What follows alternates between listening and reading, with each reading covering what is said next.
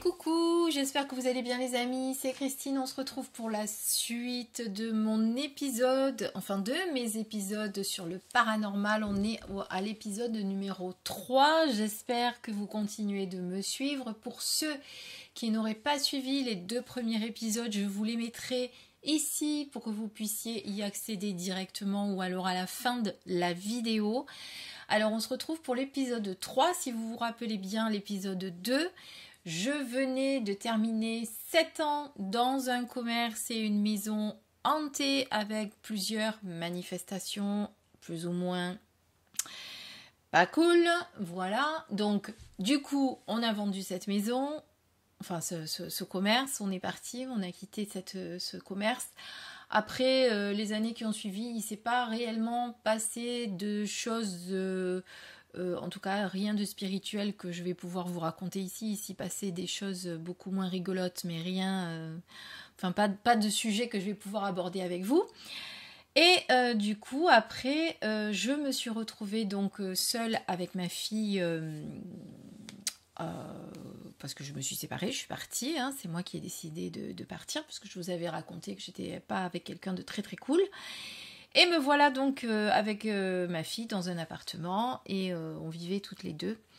Et on n'avait pas eu entre-temps, enfin en tout cas pas que je me souvienne comme ça, parce que vous savez après qu'on oublie les choses, j'ai pas eu entre-temps de manifestations, mis à part effectivement des ressentis quand j'allais dans certains lieux où je ressentais vraiment...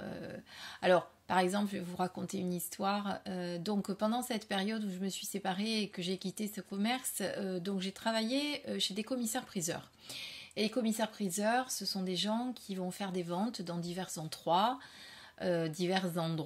notamment des châteaux, des vieux châteaux, des trucs comme ça. Et je me rappelle tout à fait, alors je nommerai pas le château parce qu'il est connu et j'ai pas envie forcément, voilà, qu'après on revienne vers moi en me disant oui, vous auriez pas dû parler de ça, nanana. On est allé dans un château faire une vente, parce qu'il y avait alors c'était sympa pour les commissaires-priseurs de faire des ventes dans des vieux châteaux, c'était assez atypique, vous voyez, avec les œuvres d'art, etc. Donc moi, je m'occupais en fait de toute la partie administrative, c'est-à-dire la saisie du PV. Pour ceux qui sont déjà allés en salle des ventes, vous connaissez peut-être un petit peu. Et donc nous voilà partis dans un château magnifique qui avait déjà une histoire, etc. Donc voilà. Nous voilà partis dans le château et alors les ventes aux enchères se déroulent comme ça, c'est-à-dire qu'avant de faire la vente aux enchères, on fait ce qu'on appelle une exposition, on expose bien évidemment tous les objets à présenter, les gens viennent voir, etc. Et ensuite la vente se passe.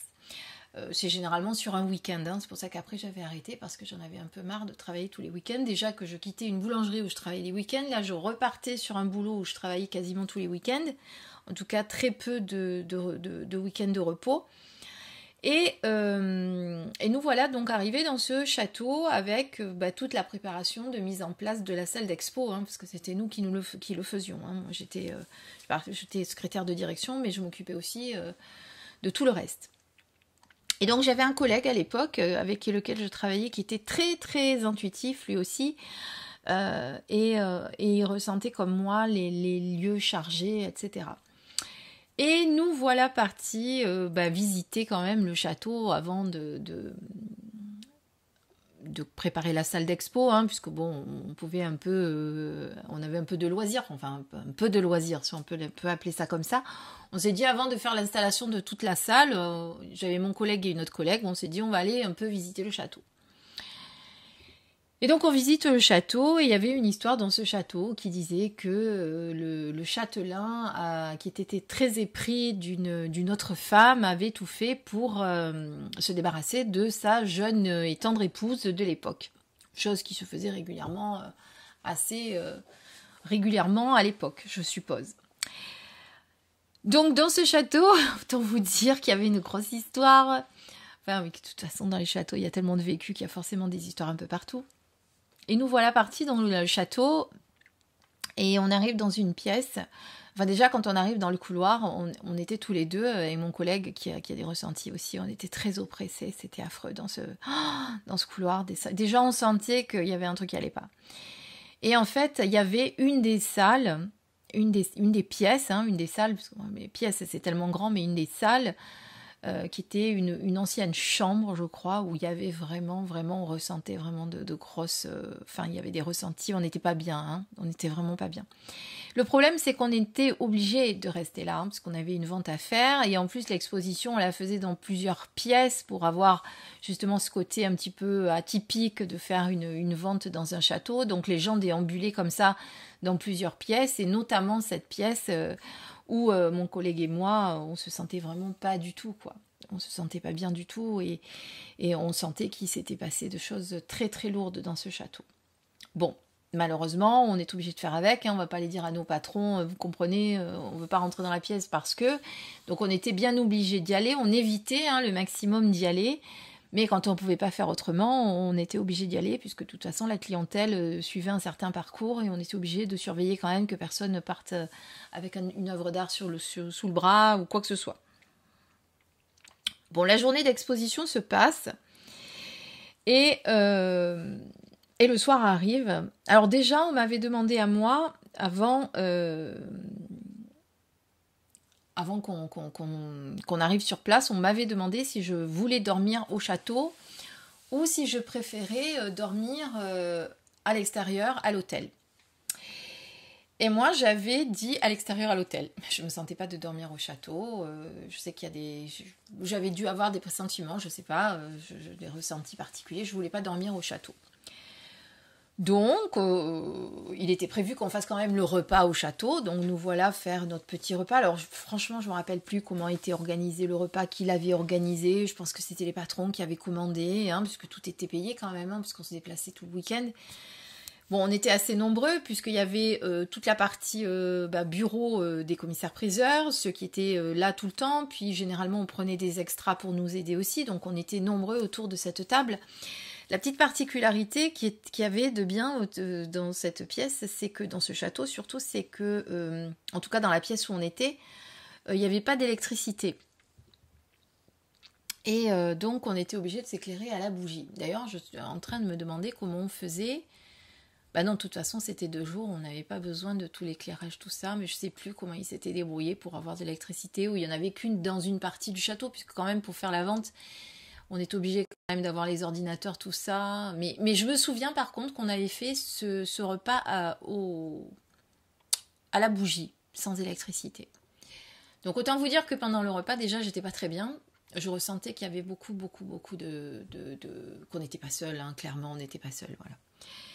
Et puis bon, à la fin du repas, moi je décide de partir, rejoindre mon hôtel. On était 2 ou 3 à partir. Et puis il y a certaines personnes qui ont décidé de rester dormir à l'hôtel, de dormir au château. Et donc elles ont dormi au château.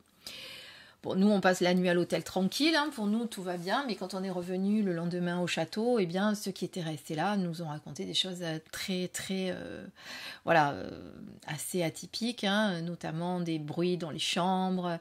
Il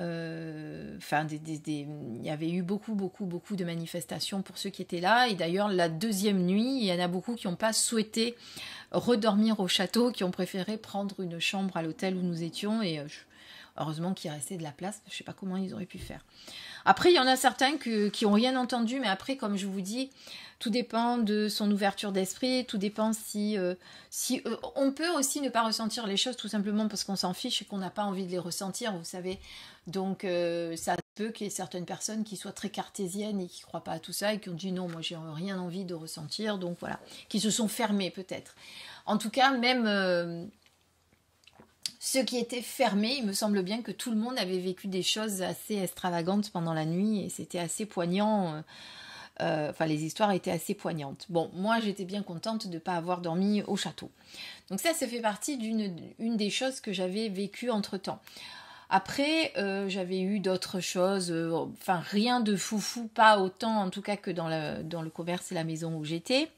Ma fille grandissait, je me rappelle très très bien par contre de ça, c'est que souvent quand je revenais du travail, parce qu'après bon, j'ai changé de travail, Mais en tout cas, quand je revenais du travail, elle me disait souvent, parce qu'après, elle était en âge d'aller à l'école toute seule, hein, elle allait au collège, c'était juste derrière la maison. Donc, elle avait juste devant le collège à traverser, mais il y avait forcément les gens du collège qui les faisaient traverser, donc je n'étais pas inquiète. Elle faisait le tour du pâté de maison, elle était à la maison. Donc, elle avait ses clés, elle avait son téléphone exprès, voilà, pour que qu'elle puisse me joindre en toute sécurité. Et je me rappelle d'un jour, je rentre à la maison et là, elle me dit, mais il y a quelqu'un qui est passé dans le couloir. Hein? Je suis pardon. Qu'est-ce que tu me dis? Comment ça, il y a quelqu'un qui est passé dans le couloir? Bah oui, maman, elle me dit, j'ai vu quelqu'un passer dans le couloir, mais c'était quelqu'un qui marchait pas comme nous. Elle me dit, tu vois, elle me dit, il avait une drôle de démarche, comme s'il n'arrivait pas à marcher. Bon, et c'est là que je me suis aperçue en fait que ma fille avait des visions et qu'elle voyait des gens passer dans la maison. Super. J'avais fait venir, alors après je sais pas pourquoi c'est un petit peu flou, j'avais fait venir des gens chez moi pour essayer de voir ce qu'il y avait, ce qui se passait, parce que forcément j'avais pas forcément envie que de dormir avec des gens chez moi, en tout cas des entités chez moi, c'était pas très très cool. Et puis le temps a passé, après on a déménagé, je me suis retrouvée dans une autre maison avec une autre vie où il s'est pas passé grand chose, mais comme je vous dis, ça a été une période où j'étais quand même pas mal fermée, j'avais pas recommencé du tout à me réouvrir, à sortir les cartes, etc. J'avais des ressentis en fonction des endroits où j'allais. Mais comme j'avais quand même décidé, je vous rappelle quelques années auparavant, ça fait partie de l'épisode numéro 1 où j'avais décidé de fermer tout ça, tous mes canaux et de ne plus avoir aucun ressenti, rien, et de plus tirer les cartes ou quoi que ce soit, ben forcément j'avais beaucoup moins d'expérience, hein, mis à part dans cette maison là qui était occupée, dont je vous ai raconté la dernière fois. Sinon c'est vrai que j'avais pas, mis à part quelques petites expériences comme ça, le château par-ci, etc., j'ai pas eu grand chose.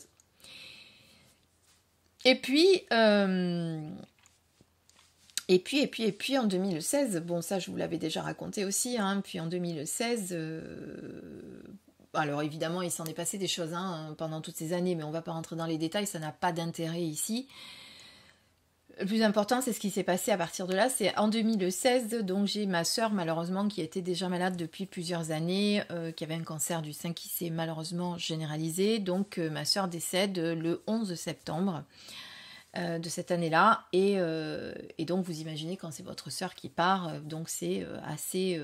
voilà, on vit des moments très très très très compliqués. C'était un petit peu la descente aux enfers pour moi. Je me rappelle qu'une nuit, elle était venue me rendre visite à 2 reprises dans mon rêve. C'est-à-dire que je rêvais, quand dans mon rêve, en fait, elle sonnait à la porte. J'allais regarder, vous savez, au petit Judas, là, que vous avez la porte. Et je voyais que c'était elle. La première fois, j'ai pas répondu, en me disant, non mais elle est décédée, ma soeur, pourquoi elle sonnerait, hein? Vous voyez, vous êtes dans votre... J'étais dans mon rêve quand même. Et... donc je ne lui ouvre pas. Et ce réveil m'a tellement perturbée, enfin ce rêve m'a tellement perturbée que ça m'a réveillée. En pleine nuit, je me réveille, j'étais pas bien, je me dis... Mais j'avais vraiment l'impression qu'elle était dans la chambre, en fait. Je sais pas comment vous expliquer. C'était une évidence pour moi que je n'étais pas seule dans la chambre. En plus, cette nuit-là, j'étais seule, mon compagnon était en déplacement professionnel, j'étais seule. Et donc, qu'est-ce que je fais? Bon, je me réveille, j'essaye de me rendormir, je me rendors, et voilà que je refais exactement le même rêve, c'est-à-dire que je rêve que ma soeur ressonne à la porte, donc je regarde encore par l'œilleton, là, enfin le Judas, comme on l'appelle, et là je me dis, mais c'est encore ma soeur, mais c'est pas possible, comment elle fait pour sonner? Elle n'est plus là. Bon, je décide quand même de lui ouvrir, n'est-ce pas? Et à ce moment-là, quand elle rentre, elle me dit, tu voulais pas m'ouvrir? Sur un ton un peu humoristique, je lui dis, bah non, je suis désolée, tu es décédée, hein, je vois pas, enfin, tu es plus là, quoi. Je dis, donc, comment ça se fait? Elle me dit, non, mais je suis là, je suis venue t'aider. Elle me dit, parce que je vois que tu t'en sors pas, donc je suis désolée, mais je suis venue t'aider parce que, voilà, pour que tu comprennes que tout va bien, que là où je suis, tout va bien, etc. Donc, arrête de t'inquiéter, arrête d'être si mal, voilà, vous voyez, elle était venue me remonter le moral, en fait. Et donc, ce rêve me perturbe encore et je me réveille. Je me réveille et là, vraiment, je me dis, non, mais là, elle est dans la chambre, en fait. Elle est dans la chambre, c'est pas possible. Et je sais pas pourquoi, comme ça faisait longtemps que je touchais plus à tout ça et que j'étais un petit peu sortie de tout ça. En fait, j'étais pas rassurée. Malgré que je savais que c'était elle, ce soir-là, cette nuit-là. Je sais pas si c'était le fait que j'étais très... Bon, c'était 3 mois après son décès quand même, hein, donc j'étais encore très bouleversée. J'étais pas bien émotionnellement. J'avais du mal à dormir. Je prenais des cachets, je crois. Non, je prenais pas de cachets, mais je prenais des trucs pour m'apaiser, pour essayer de dormir. Enfin, j'étais pas au mieux de ma forme, hein, comme vous pouvez l'imaginer. Alors, est-ce que c'est ça qui a fait que émotionnellement j'étais plus vulnérable et plus sensible? Ça m'a fait un peu peur. Ces visites nocturnes m'ont fait un petit peu peur. Donc, je lui ai demandé, je lui ai dit comme ça, je lui ai dit, écoute, je veux pas que tu viennes. Je veux pas que tu viennes, j'ai peur, ne reviens pas. Mais comme ça, hein, je lui parle. Et je me cache sous ma couette, puisqu'on était en décembre, je crois. Je me cache sous ma couette et j'arrive quand même à me rendormir. Bon, le lendemain, je me lève comme si de rien n'était. Je dois dîner le soir même, je crois, avec mes belles-sœurs et je leur raconte cette fameuse histoire parce que mes belles-sœurs étaient là quand même pour m'aider un peu à sortir la tête du trou, la tête de l'eau. Et on va manger dans un restaurant et je leur raconte l'histoire. Et là, effectivement, une de mes belles-sœurs qui est un peu plus ouverte que l'autre me dit effectivement, elle est venue te voir, tu as raison, elle est venue te rassurer, etc. Et puis quelques jours après, par l'intermédiaire d'une connaissance, je fais connaissance d'une médium spirit qui s'appelle Déborah, que vous connaissez certainement. Elle est très connue dans la région, elle est passée à la télé, elle est passée dans plein d'endroits. Déborah, hein, vous pouvez la retrouver d'ailleurs, elle a une chaîne YouTube. Et Déborah, en fait, eh bien, c'est quelqu'un qui, avec de l'écriture automatique, mais enfin, c'est l'écriture automatique, mais elle écrit, mais c'est que des dessins qui ne veulent rien dire, en fait, mais en tout cas, elle se connecte avec les personnes décédées. Et elle parle, enfin, c'est elle qui parle, elle vous dit, en fait, elle vous transmet les messages qu'on lui dit. Vous avez dû certainement là, déjà en entendre parler. Et en fait, donc avant le rendez-vous, vous n'avez pas affaire à elle du tout, vous n'avez affaire qu'à son mari justement pour qu'il n'y ait pas d'influence. Et son mari vous dit 3 jours avant, eh bien, de faire appel aux personnes que vous voulez qui soient présentes lors de la consultation. Donc moi, j'avais demandé à l'époque à ma sœur, ma grand-mère, parce que j'avais perdu ma grand-mère, mon grand-père aussi. J'avais pas encore perdu mon père, donc j'ai pas fait venir mon papa. Parce qu'il est décédé que 2 ans après. Et me voilà arrivée au rendez-vous. Alors, bon, déjà, le rendez-vous avec Déborah, il est assez impressionnant. Parce qu'elle se connecte avec les personnes décédées. Elle vous dit des trucs que personne ne peut savoir. Surtout que moi, on m'avait bien donné comme instruction de ne rien dire. Et bien évidemment, on n'avait même pas besoin de me le dire. Je savais très bien qu'il fallait rien que je divulgue. Et quand je me suis retrouvée devant Déborah et qu'il me sort des choses comme ça, alors que voilà. Et donc en fait vient la question à ma sœur où elle me dit, est-ce que vous avez une question à votre sœur? Et là je lui dis, bah oui, j'aimerais poser une question à ma sœur. Elle me dit, mais laquelle? Eh bien j'aimerais lui demander si elle est venue déjà me voir. Parce qu'en fait, pour tout vous expliquer, avant que ma sœur décède, on s'était fait une promesse, parce que bon, elle se savait malheureusement condamnée. C'est compliqué quand quelqu'un se sait condamné, hein, d'essayer de lui remonter le moral. Et elle me disait un jour à l'hôpital, elle me disait, de toute façon, je vais mourir en pleurant. J'ai dit, écoute, tu vas mourir, on va tous mourir. Si ça se trouve, moi, en sortant de l'hôpital, je peux mourir en me faisant écraser. On ne sait pas exactement quand. Voilà, j'ai essayé de la remonter comme ça. Et puis, d'un coup, je lui dis un deal. Je lui dis, écoute, on va faire un accord.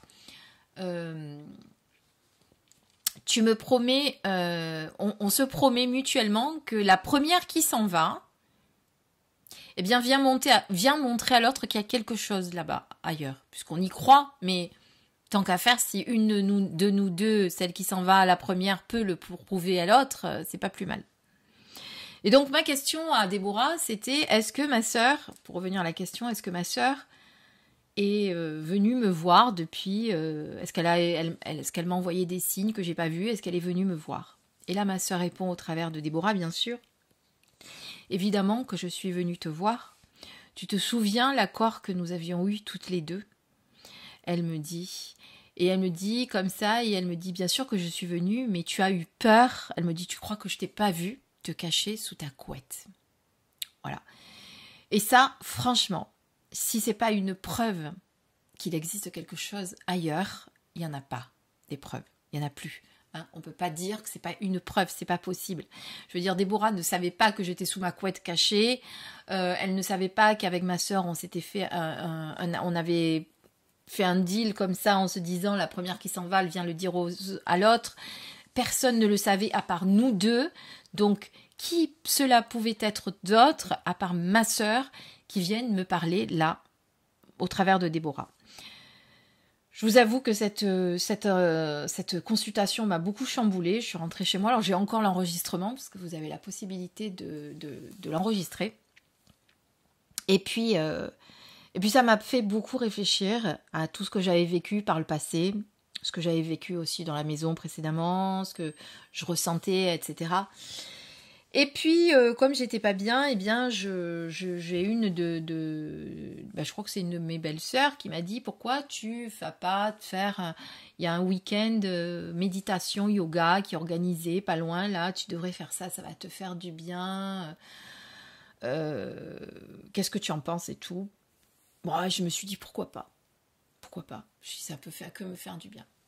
Et donc en fait, voilà, je me voilà partie pour ce week-end méditation yoga avec un maître yogi que je remercie beaucoup, qui s'appelle Momo, qui se reconnaîtra s'il écoute cette vidéo. Je pense pas qu'il écoute parce qu'il est à l'étranger maintenant, mais voilà, Momo, c'est grâce à toi. Et en tout cas, ce maître yogi, donc c'était du Kundalini yoga, donc on fait des positions de yoga, on fait des tas de choses, on mange ayurvédique, voilà, il y avait tout un process qu'on faisait, hein, c'était pas juste je fais du yoga et puis ça s'arrête là, c'était vraiment une ambiance totale.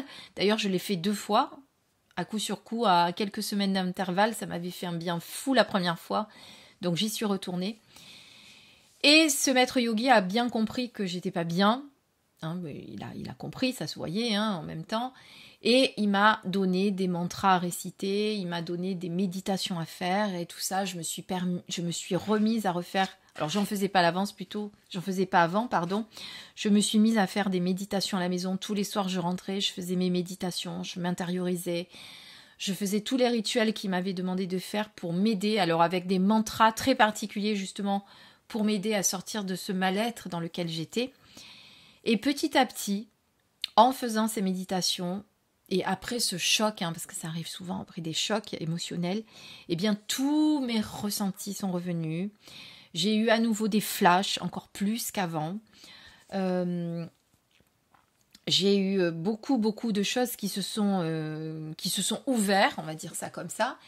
Et à partir de là, comme j'étais là-dedans, j'ai commencé à me réintéresser à tout ça. Alors, plus à m'intéresser qu'avant d'ailleurs, en prenant contact avec des gens. Puis en plus, on aurait dit que c'était pas fait exprès, c'était l'univers m'avait ouvert les portes et il positionnait devant moi les bonnes personnes, c'est-à-dire que je rencontrais les personnes qui étaient ouvertes à ça.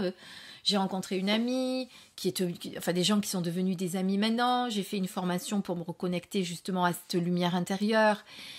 Voilà, et en fait, toutes ces expériences que j'ai faites, tout ce que j'ai appris pendant cette période, eh bien, m'a aidé à me reconstruire après le décès de ma sœur, à redevenir moi-même, à ne plus être au fond du trou, parce que c'est vrai qu'après un deuil, alors il faut bien un an quand même pour se remettre d'un deuil, mais je l'ai vécu différemment. D'ailleurs, le décès de mon papa, je l'ai vécu d'ailleurs différemment. Même si je l'ai accompagné jusqu'au bout, c'est-à-dire que quand il est décédé, je lui tenais la main. Mais du coup, vous vivez les choses différemment quand vous êtes au courant de tout ça. Donc vous voyez. Et c'est ça qui est fantastique en fait, qui est fantastique. Alors c'est pas fantastique de perdre quelqu'un, mais c'est pas ce que je veux dire, déformons pas mes mots, mais c'est fantastique de pouvoir se dire qu'ils sont bien là où ils sont, qu'il y a autre chose après, qu'on se retrouvera, qu'il y a quelque chose de plus grand que nous qui existe. Et en fait, d'avoir été aidée par ce maître yogi avec tout ce qu'il m'a apporté, c'est un peu pour ça, beaucoup pour ça d'ailleurs, que aujourd'hui c'est moi qui aide les autres qui ont besoin d'accompagnement, voyez.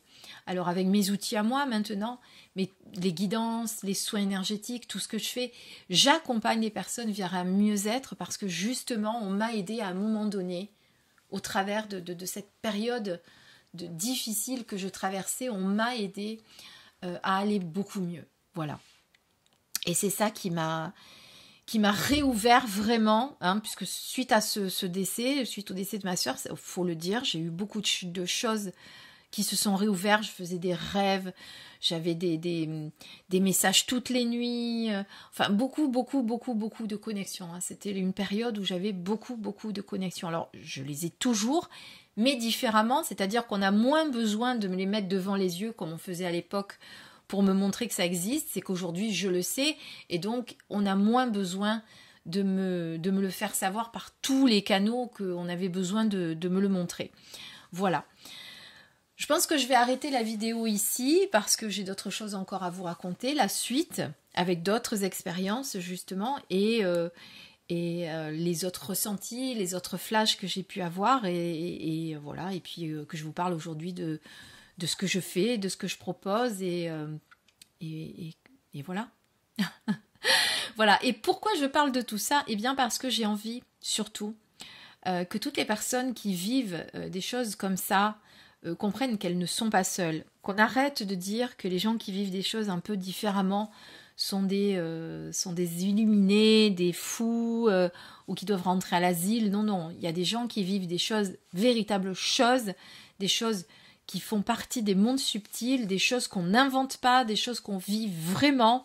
Et moi, j'ai envie un petit peu de démocratiser ça, un peu lever les tabous et que vous puissiez vous exprimer en toute liberté. Je vous invite, et vous l'avez déjà fait sur les autres vidéos, sous les autres vidéos, je vous invite à vous livrer si vous avez besoin de poser ce que vous avez vécu, de le raconter, de raconter vos ressentis, peut-être de raconter vos peurs, parce que certains d'entre vous me disent aussi « Mais moi, j'aurais bien aimé avoir des expériences comme ça, mais je ne les vis pas. » Eh bien, c'est parce qu'à un moment donné, il y a quelque chose sûrement chez vous qui doit bloquer, une peur inconsciente, quelque chose. Parce que on est nombreux à les vivre, et comme je vous disais la dernière fois, pour moi, on a tous ces capacités en nous, à nous de les développer, à nous d'en faire quelque chose. Et voilà, donc je pense qu'à un moment donné, pour chacun de nous, ça va s'ouvrir, peut-être dans cette vie pour certains, peut-être pas dans cette vie pour d'autres, peut-être dans d'autres vies, mais sachez que voilà, ne forcez rien, parce que plus vous allez être dans une attente de quelque chose et moins ça va arriver, parce que vous voyez, moi je n'attendais rien, et quand tout est revenu, je n'attendais encore moins rien, hein, puisque encore rien de moins, enfin, je sais plus parler, ça y est, vous avez compris que je n'attendais rien, puisque j'étais dans ma phase de deuil, bon voilà, j'ai pas fait ça pour avoir des connexions, mais c'est parce que j'ai fait ça, que ces connexions, tous ces ressentis et tout ce que j'avais par le passé sont revenus multipliés par 5 ou 10, quoi. Voilà. On va s'arrêter sur cette fin de vidéo. Donc c'est l'épisode 3. On reviendra, enfin je reviendrai avec vous pour l'épisode 4. Je pense que ça sera le dernier. Encore des choses à vous raconter, d'autres expériences, d'autres ressentis, d'autres visions, les flashs. Les rêves prémonitoires, parfois encore. Voilà, il y a beaucoup de choses qui se passent. Voilà, j'espère que ça vous plaît. En tout cas, mettez-moi-le en commentaire si vous n'êtes pas abonné à la chaîne. N'oubliez pas de le faire pour recevoir les prochaines notifications. Je vous embrasse. À très très vite. Bisous.